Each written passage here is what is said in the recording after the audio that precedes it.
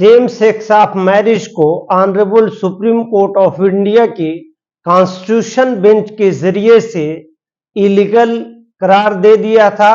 और central government को एक रिकंसिडरेशन करने की बात की थी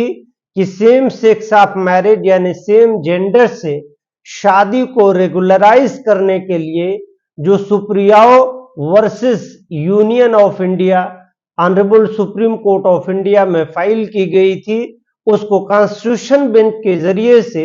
सेम सेक्स ऑफ मैरिज को लीगलाइज करने की रिट पिटिशंस को honourable Supreme Court of India ने डिटेल सुनवाई के बाद जजमेंट रिजर्व करते हुए इस बात को डिक्लाइन कर दिया था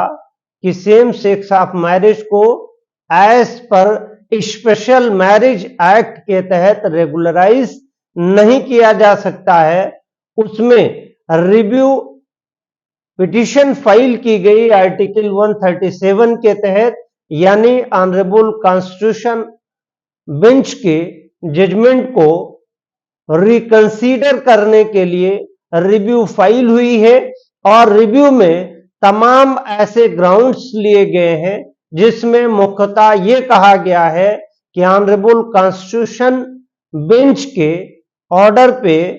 फेस, जो ऑर्डर का फेस है उसमें एरर है और एरर को डिफाइन करते हुए कहा है कि सेम सेक्स ऑफ मैरिज को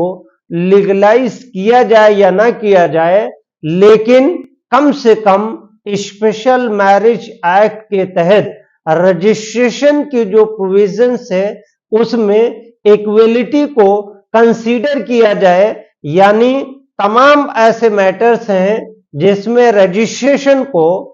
वैध माना है और रजिस्ट्रेशन को जरूरी माना है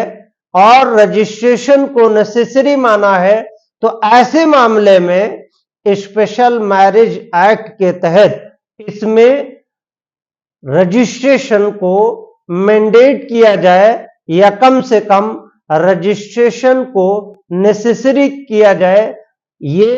एक प्रेयर जो की गई है रिव्यू में, और इसके साथ साथ इसी के सहारे तमाम जो कॉन्स्टिट्यूशन बेंच के जरिए से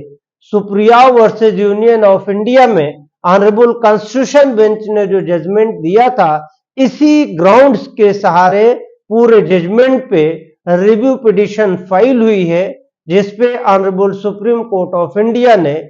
गवर्नमेंट ऑफ इंडिया के साथ साथ उसमें रिस्पोंडेंट को नोटिस जारी करते हुए नेक्स्ट सुनवाई की डेट तक काउंटर एफिडेविट और ऑब्जेक्शन इनवाइट रिव्यू पिटीशन पे किया है।